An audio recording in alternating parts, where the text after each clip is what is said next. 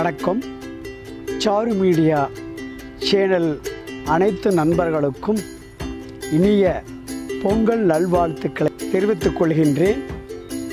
இன்று நிகழும் மங்களகரமான ஷர்வாரி வருஷம் தை மாதம், அதாவது புண்ணிய காலம், தட்சிண காலம் முடிந்து உத்தர காலமான புண்ணிய காலம் தொடங்கின்றிருக்கின்ற நன்னாள். இந்த நன்னாளிலே அனைவருக்கும் இனிய பொங்கல் நல்வாழ்த்துக்கள். இன்று பச்சரிசியும் அச்சு வெல்லமும் சிங்கரும்பும் தித்திக்கின்ற நன்னாள். அதாவது நவகிரகங்களிலே அதிபதியான சூரிய பகவானுக்கு சூரிய பொங்கல் வைக்கும் நன்னாள். இந்த நன்னாளிலே அனைவருக்கும், உலகத்தில் இருக்கும் அனைவருக்கும் ஒரே பகவானாக நவகிரகத்தில் விற்றிருக்கின்ற சூரிய பகவானுடைய அருள் ஆசியும் அனைத்தும் அனைவருக்கும் கிடைக்கட்டும். இந்த தை மாதத்திற்கு ஒரு விசேஷம் உண்டு. அதாவது 6 மாத காலத்திற்கு சூரிய பகவான் தொலைதூரத்தில் இருப்பதாகவும் 6 மாத காலத்திற்கு மிகவும் அருகில் இருப்பது போன்று ஒரு தோற்றத்தை கொடுப்பவர் சூரிய பகவான். இந்த அண்டத்திலே அனைத்து ஜீவராசிகளும் உயிர் வாழ்வதற்காக ஒரு பகவானாகப்பட்டவர் சூரிய பகவான். அந்த சூரிய பகவானுக்கு கும்பகோணத்திலே அருகில் இருக்கின்ற சூரிய நாராயணன் கோவில். அந்த கோயிலிலே நவகிரகத்தின் நடுவிலே விற்றிருப்பவர் சூரிய பகவான். அந்த சூரியனுக்கு இன்று இந்த குருவினுடைய நாளிலே, அதாவது குருவுடைய வியாழக்கிழமை இன்று தை பிறந்திருக்கின்றது. உங்கள் அனைவருக்கும் தை பிறந்தால் வழி பிறக்கும் என்று சொல்வார்கள். இந்த நன்னாளிலே அனைத்து இல்லங்களிலும் இன்பம் தேடி வரட்டும். நவகிரகங்களில் அதிபதியாக விற்றிருப்பவர் சூரிய பகவான். இந்த சூரிய பகவான் மகரத்திலே பிரவேசிக்கின்ற பொழுது அனைத்து க்ஷேமங்களும், அதனால்தான் நாம் முன்னோர்கள் சொல்லியிருக்கிறார்கள், தை பிறந்தால் வழி பிறக்கும். இந்த பூலோகத்திலே இருக்கின்ற அண்ட ஜீவராசிகளுக்கும், மரம், செடி, கொடி, உயிரினங்கள், உயிருள்ள ஜீவராசிகள், மனிதர்கள், மானிடர்கள் அனைவருக்கும் உயிர் கொடுப்பதற்காக ஒளிச்சுடர் கொடுக்கும் கதிரவன். அந்த காலை கதிரவன் இன்று தை நன்னாளிலே அதிகமாக பிரகாசிக்கக்கூடிய ஒரு நன்னாள். அதனால தான் இந்த நன்னாளை முன்னோர்கள் தேர்ந்தெடுத்தார்கள். இந்த நன்னாளிலே சூரிய பகவானுக்கு, கதிரவனுக்கு காலை பொழுதிலே அதிகாலையிலே எழுந்து நீராடி புத்தாடை உடித்து இங்கே சூரிய பகவானுக்கு பொங்கல் படைத்து சூரிய பொங்கல் இடுகிறார்கள். இந்த சூரியனுடைய நன்னாளிலே இவர் அனைத்து ராசிகளிலும் அனைத்து கிரகங்களுக்கும் அதிபதியானவர் சூரிய பகவான். இவர் பார்வை பட்டாலே அனைத்து சேமங்களும் உண்டாகும். ஒரு உயிருண உள்ள ஒரு பிராணி என்றாலும் சரி, அதாவது உயிருள்ள மர செடிகளுக்கும் ஒளி கொடுப்பவர் இந்த கதிரவன், இந்த சூரிய பகவான். அவருடைய அருள் இருந்தால் மட்டுமே பூலோகத்திலே அனைத்து ஜீவராசிகளும் சேமமாக இருக்க முடியும். உதாரணமாக நம்ம செடி கொடிகளுக்கு சூரியனுடைய வெளிச்சம் இருந்தால் மட்டும் அங்கே செல்வம் சீரும் சிறப்புடனும் அந்த விவசாயியுடைய வளம் நன்றாக வளர்ந்து நிற்கும் காலம். அதனால தான் 6 மாத காலத்திற்கு புண்ணிய காலமான உத்திராட காலத்திலே சூரிய பகவான் அதிகமாக ஒளிர்விட்டு சுடர்விட்டு பிரகாசிக்கின்ற இந்த காலம். இந்த நன்னாளிலே விவசாயிகளுக்கும் சரி, மானிட உயிருள்ள அனைத்து ஜீவராசிகளுக்கும் இந்த சூரிய கதிர்கள் நன்றாக படுகின்றன. இந்த சூரிய பகவானை நாம் ஏன் தொழுகின்றோம்? அவர் நம்மளுக்கெல்லாம் அனைத்து ஜீவராசிகளும் இந்த உலகத்தில் இருக்கின்ற, இந்த அண்டத்திலே இருக்கின்ற அனைவருக்கும் வெளிச்சம் கொடுப்பவர் இந்த சூரிய பகவான். சூரிய பகவான் இல்லை என்றால் இந்த பூலோகமே, இந்த மண்ணு உலகம், ஈரோடு உலகமே இல்லை. இந்த ஈரேழு உலகத்துக்கும் அதிபதியானவன் சூரிய பகவான்.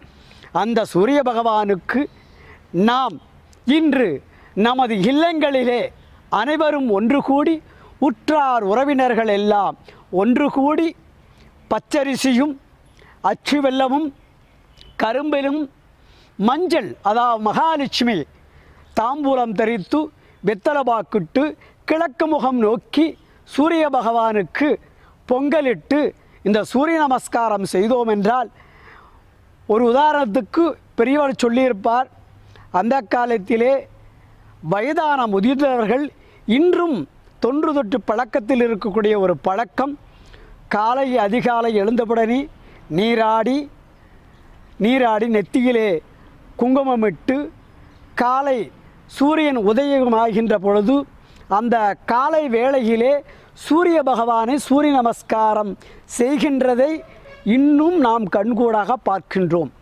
ஏனென்றால் அந்த சூரிய பகவானுடைய கதிர்கள் நம் உடலிலே படுகின்ற பொழுது நமது நோய்களெல்லாம் நம் உடம்பில் இருக்கின்ற அனைத்து வியாதிகளையும் வெளியே வருகின்றன. வெளியே வருகின்ற பொழுது அவர் நீர் மூலம், அதாவது உமிழ் நீர் மூலம் வெளியே ஏற்றப்படுகின்றது. இந்த ஏற்றப்படுகின்ற பொழுது அந்த சாரீகமாகப்பட்டது தூய்மை அடைகின்றது.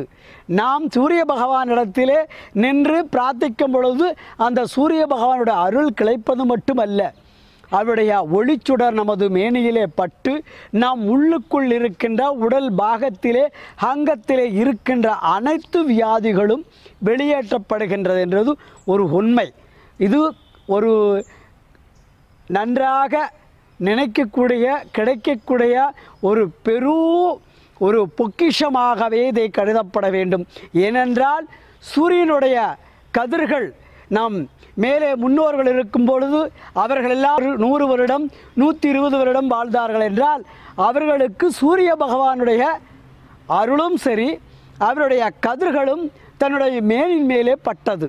அதனால் அவர்களுக்கு அந்த அதாவது நீர் உமிழ்கள் மூலம் வேர்வை மூலம் அது வெளியேற்றப்பட்டு அவர்களுக்கு ஆரோக்கியமாக இருந்தது. அதனால்தான் சூரிய பகவான் இந்த அண்டத்திலே இருக்கின்ற இந்த அண்டத்துக்கு அதிபதியானவன் சூரிய பகவான். அந்த சூரியனுக்கு இந்த நன்னாளில் இந்த குருவினுடைய நாளிலே பொங்கலிட்டு அவரவர் மனைகளே இருந்து சூரிய பகவானை அனைவரும் பிரார்த்தித்து நமது குடும்பத்தில் இருக்கின்ற அனைவரும் ஒன்று கூடி உற்றார் உறவினர்கள் ஒன்று கூடி இந்த சூரிய பொங்கல் வைத்து சூரிய பகவானை இன்று நாம் மனைகளிலிருந்து சூரிய பகவானை சூரிய நமஸ்காரம் செய்து வழிபடுமாமாக நம் இல்லங்களில் இருக்கும் அனைவருக்கும் நோய் நொடிகள் எல்லாம் சூரிய பகவான் கதிர்கள் மூலம் நிவர்த்தியாகி மனைகளிலே தொழில் வளம் பெருகி விவசாயம் நன்றாக பெருகி தொழில் வளம் பெற்று லாபஸ்தானம் உண்டாகி அனைத்து சேமங்களும் உண்டாகி ஆயுள் அபிவிருத்தி ஆரோக்கியமாம் அனைத்து சேமங்களும் உண்டாகி ஆயுள் அபிவிருத்தி உண்டாகி ஆரோக்கியம் பெற்று நல்வாழ்வு வாழ வேண்டும் என்று இந்த சூரிய பகவானின் அருள் உங்கள் அனைவருக்கும் கிடைக்க வேண்டும்.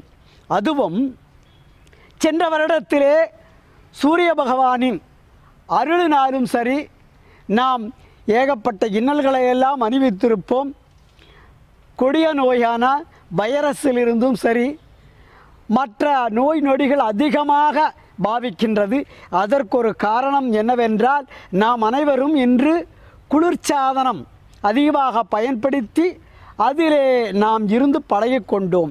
அது நமது உடம்பிலே அந்த குளிர்சாதனமாக ஏற்றப்பட்டு அதனால் நம்மளுக்கு உடல்நிலை ஒவ்வாமை வியாதிகள் என்று எண்ணற்ற வியாதிகள் எண்ணற்ற அதாவது கணக்கில் அடங்காத நோய்கள் நம்மளுக்கு பரவுகின்றன.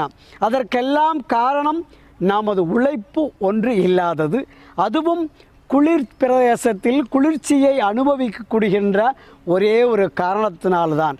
அதனால் இந்த வருடத்திலிருந்து சூரிய பகவானின் அருள் கிட்டு நாம் அனைவரும் சூரியனோட அருள் சேமமாக கிடைத்து இந்த பொங்கல் நாளிலே அனைவருக்கும் நல்லாசி கிடைக்கட்டும் என்று உங்களுக்கெல்லாம் சூரிய பகவானினுடைய அருளும் ஆசியும் தீர்க்காயுஷ குடும்பத்தில் இருக்கும் வம்சாவளிகளும் பெரியோர் ஆன்றோர் சான்றோர் ஒன்று கூடி ஒற்றுமையின் உதாரணமாக ஒன்று கூடி குடும்பத்துடன் பொங்கலிடும் இந்த தை திருநாள் அனைவர் இல்லங்களிலும் தித்திக்கின்ற அதாவது இந்த தித்திக்கின்ற செங்கரும்பு போலும் அச்சு வெல்லம் போலும் பச்சரிசி போலும் அனைத்து மனைகளிலே மங்களம் உண்டாக. இன்று 12 ராசிகளுக்கும் ஒரு விசேஷம். அதிலும் மேஷராசி, ரிஷபராசி, மிதுனராசி, கடகராசி, சிம்மராசி, கன்னிகா ராசி, துலா ராசி, விருச்சிக ராசி, தனுசு ராசி, மகர ராசி, கும்பராசி, மீனராசி 12 ராசிகளுக்கும் 12 மாதங்கள் முன்னோர் தொகுத்துட்டிருக்கிறார்கள். அதில் சூரியன் சித்திரை மாதத்திலே சூரியன் பிரவேசிக்கின்ற பொழுது சித்திரை மாதம் என்றும், வைகாசியில் சூரியன் பிரகாசிக்கின்ற பொழுது வைகாசி மாதம் என்றும், இப்படி 12 மாதங்களிலும் சூரியன் பிரகாசிக்கின்ற மாதங்களை வைத்துத்தான் மாதங்கள் 12ஆக கணக்கெடுக்கப்பட்டுள்ளது. அந்த 12 மாதங்களில் 12 ராசிகள். இந்த 12 ராசிகளுக்கும் இந்த உத்தரண காலம், அதாவது தட்சிணை காலம் முடிந்து, இந்த தட்சிணை காலத்திலே பகவான்கள், அதாவது தேவர்கள் எல்லாம் தூங்குகின்ற காலம். இவர்களுக்கு இந்த மார்கழி மாதத்திலே 3 காத பூஜை செய்து அவர்களை தட்டி எழுப்பும் காலம்தான் இந்த மார்கழி மாதம். இந்த மார்கழி மாதம் முடிந்து தை 1ஆம் நாள் இன்று, இந்த தை நன்னாளிலே பகவான்கள் அனைவருமே, தேவர்கள் அனைவருமே விழித்தெழும் காலம். இந்த விழித்தெழும் காலத்திலே அதனால்தான் முன்னோர்கள் சொல்லியிருக்கிறார்கள், தை பிறந்தால் வழி பிறக்கும். இந்த தை நன்னாளிலே 12 ராசிகளுக்கு உண்டான பலன்கள். ராசிகளில் முதலாவதாக இருக்கின்ற மேச ராசிக்கு அனைத்து சேமங்களும் நிறைந்து சகல சௌபாக்கியுடன் இருப்பார்கள்.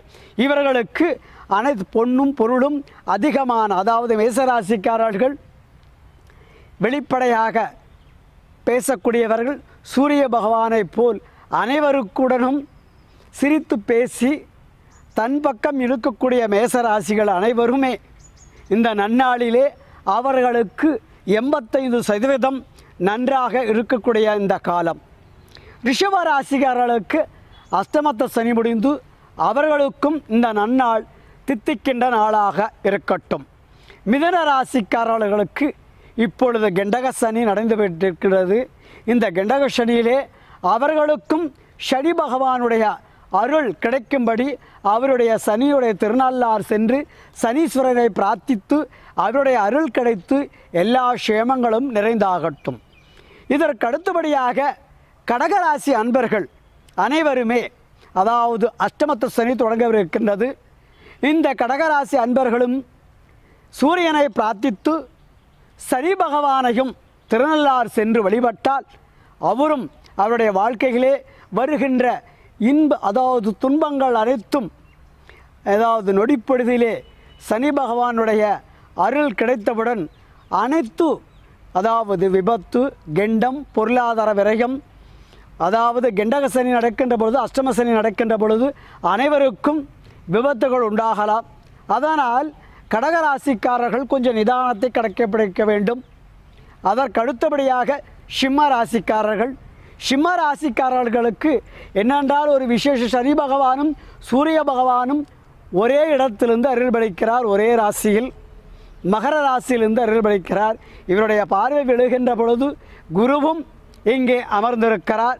இவருடைய அருளும் கிடைக்கின்றன. மும்மூர்த்திகளின் அருள் போல சூரிய பகவான், குருவனுடைய அருள், சனீஸ்வரனுடைய அருளும் இந்த சிம்ம ராசிக்காரருக்கு உண்டாகட்டும். மங்களம் பொருந்தட்டும் இந்த சிம்ம ராசிக்காரர்களுக்கு. கன்னிகா ராசிக்காரர்களுக்கும் இந்த தை திருநாள் ரொம்ப விசேஷமான நாள். சூரிய பகவானுடைய அருள் கிடைத்து அவர்களும் 80% பலனுடன் பொன்னும் பொருளும் அதிகமாக கிடைத்து சேமங்கள் உண்டாகும்படி, இங்கே நல்லா நிறைந்திருக்கும்படி அனைவருடைய சனி பகவானுடைய அருள் உங்களுக்கும் கிட்டும். அதற்கடுத்தபடியாக துலாம் ராசி அன்பர்களுக்கு, துலாம் ராசியிலே 7.5 சனி முடிந்து 2.5 காலம் முடிந்து விட்டது. முடிந்து சனியினுடைய தாக்கம் கொஞ்சம் கொஞ்சமாக இருந்து இன்று அதாவது அதிகமாக விடுபட்டு இப்பொழுது பரிபூரணமாக இந்த துலாம் ராசி அன்பர்களுக்கு சனி பகவானுடைய அருள் கிடைக்கும். அவர்களுக்கும் சேமம் உண்டாகும். அடுத்ததாக விருச்சிக ராசி அன்பர்களுக்கு, இந்த விருச்சிக ராசி அன்பர்களுக்கு இந்த சூரிய பகவானுடைய அருளும் இப்பொழுதுதான் அவர்களுக்கு 7.5 முடிந்திருக்கின்றது. இந்த 7.5 முடிந்து இன்னும் ஓராண்டு காலத்துக்கு சிறு சிறு சின்ன சின்ன பிரச்சனைகளை இருந்து கொண்டிருக்கும். அதுக்கு சனியை பிரார்த்தனை பண்ணி சூரிய பகவானை நாம் இந்த நன்னாளிலே, இந்த தை திருநாளிலே, இந்த குருவினுடைய நன்னாளிலே பிரார்த்தித்தோம் என்றால் விருச்சிக ராசி அன்பர்கள் என்றுமே கலகலப்புடன் சிரித்த முகமுடன் என்றுமே தொழில்காரத்தினுடைய அனுகிரகம் நிறைந்து சேமமாக இருப்பார்கள். அடுத்ததாக தனுசு ராசி அன்பர்கள், அதாவது குருவினுடைய பலம் பெற்றவர்கள், குருவினுடைய ஆதிக்கத்திலே பிறந்தவர்கள், குருவினுடைய நன்னாளிலே அவர்களுக்கு இந்த குருவினுடைய நாளிலே, அதாவது வியாழக்கிழமை இந்த தை திருநாளிலே சூரிய பகவானுடைய அருள் மிகவும் நிறைந்ததாக இருக்கட்டும். அவங்களுக்கு பாதசனி நடக்கின்றது. இந்த பாதசனி நடக்கின்றச்ச நாம் அனைவரும் பாதங்களிலே கவனமாக நடக்க வேண்டும். அதாவது நாம் சகரதி இருக்கின்ற இடத்திலே நாம் அதாவது கவனக்குறைவாக இருந்தால் சின்ன சின்ன பிரச்சனைகள் வரும். அதை கவனத்தில் கொண்டு தனுசு ராசி அன்பர்கள் கவனத்துடன் இருந்து சனி பகவானை பிரார்த்தித்தோம் என்றால் இந்த பாதசனி அனைத்து சேமங்களையும் உடையவராக அங்கே அருள்பளிக்கும் நேரத்திலே அனைத்து சேமங்களும் உங்களுக்கும் கிட்டும். அடுத்ததாக மகர ராசி, அதாவது இந்த சூரிய பகவான் இந்த தை திருநாளிலே மகரத்திலே அடியெடுத்து வைக்கின்ற சூரிய பகவான் அடியெடுத்து வைக்கின்ற இந்த நன்னாள். இந்த நாளிலே இவருக்கு சூரிய பகவானும் குருவும் சனியும் 7.5 சனியும் தொடங்கிவிட்டது. இந்த 7.5 சனியிலே அது சனியினோட வீடு ஆக இருப்பதனால் தொழில்துறையில் நன்றாக இருக்கும், பொருளாதாரம் நன்றாக இருக்கும். ஆனால் உடல்நிலையில் நாம் கவனம் தேவை. உடல்நிலையில் சிறு சிறு மருத்துவ செலவுகள் உண்டாகும். அதனால் சனி பகவானை சனிக்கிழமை எழுதீபமிட்டு பிரார்த்தனை செய்தால் சனி பகவானோட அருள் நம்மளுக்கு கிடைத்து பரிபூரணமாக நோய் நொடிகள் நிவர்த்தியாகும். கும்பராசிக்கு சனி ஆட்சி கிரகமாக இருக்கிறார், ஆட்சி பெற்று இருக்கிறார். அங்கேயும் சனி பகவான் அந்த கும்பராசிக்கு அவருக்கு 7.5 சனி ஆரம்பமாகிவிட்டது அவருக்கும். அதனால் அவருக்கும் ஆட்சி இடத்தில் இருப்பதனால் அவர் சனி பகவானோட வீடு என்பதனால் சனியோட அனுகிரகம் அவர்களுக்கும் கிடைக்கும். இருந்தாலும் அவர்களும் கவனமாக இருக்க வேண்டும். அதற்கடுத்தபடியாக மீனராசி நண்பர்கள், குருவனுடைய வீட்டிலே பிறந்தவர்கள், குருவனுடைய ஆதிக்கத்திலே பிறந்தவர்கள், இவர்களும் இந்த நன்னாளிலே இந்த சூரிய பகவானை பிரார்த்தித்து குருவையும் சனி பகவானும் பிரார்த்தித்தோம் என்றால் அனைத்து செல்வங்களும் நிறைந்து சகல சௌபாகியம் உண்டாகும். நாம் இன்று இந்த நன்னாளிலே 9 கிரகங்களையும், சூரியனார் கோவிலில் இருக்கின்ற சூரிய பகவானையும், திங்களூரில் இருக்கிற சந்திர பகவானையும், வைத்தீஸ்வரன் கோவிலில் இருக்கின்ற அங்கார கிரகனையும், திருவேங்காடு இருக்கின்ற புத பகவானையும், ஆலங்குடியில் இருக்கின்ற குரு பகவானையும், கஞ்சனூரில் இருக்கின்ற சுக்கர பகவானையும், திருநள்ளாறில் எழுந்திருக்கின்ற சனீஸ்வர பகவானையும், திருநாகேஸ்வரத்தில் எழுந்திருக்கின்ற ராகு பகவானையும், கீழ்பெரும்பள்ளத்தில் எழுந்திருக்கின்ற கேது பகவானையும் அனைவரும் நவகிரகங்களை பிரார்த்தித்து நவகிரகங்கள் ஆசி உங்களுக்கெல்லாம் இந்த பரிபூரண இந்த தை திருநாளிலே தட்சிண காலத்திலே அனைத்து சேமங்களும் உண்டாகி அனைவரும் செல்வம் சீரும் சிறப்புடனும் அனைவருடைய மனைகளிலுமே இந்த அதாவது செங்கரும்பும் அச்சு வெல்லம் பச்சரிசியும் தித்திக்கின்றது போல அனைவருடைய மனங்களிலும் தித்தித்து இந்த சூரிய பகவானுடைய அருளும் நவகிரகங்களின் அருளும் கிடைத்து அனைவரும் சேமம் உண்டாகும்படி இந்த பகவானையும் இந்த அண்டத்தில் இருக்கிற 9 நவகிரகத்தை பிரார்த்தித்து உங்களுடைய சார்பாக அனைத்து நவகிரகங்களை பிரார்த்தித்து உங்களுக்கு சகல சௌபாகியம் உண்டாகட்டும். இந்த தை திருநாள் மங்களம் பொங்கட்டும். மங்களமான இந்த பொங்கல் திருநாளிலே அனைவரும் ஆயுள் ஐஸ்வர்யம் உண்டாகி தீர்க்காயுசிருந்து தொழில் வளம் பெற்று லக்ஷ்மி கடாச்சரம் பெருகி கல்வி கடாச்சரம் பெருகி நோய் நொடி நிவர்த்தியாகி 100 ஆண்டு காலம் தீர்க்காயுசிருக்க உங்களுக்கும் உங்கள் குடும்பத்தாருக்கும் சாரு மீடியாவுடைய இவருடைய சார்பாகவும் உங்களுக்கு இந்த பொங்கல் நல்வாழ்த்துக்களை தெரிவித்துக் கொள்கின்றோம்.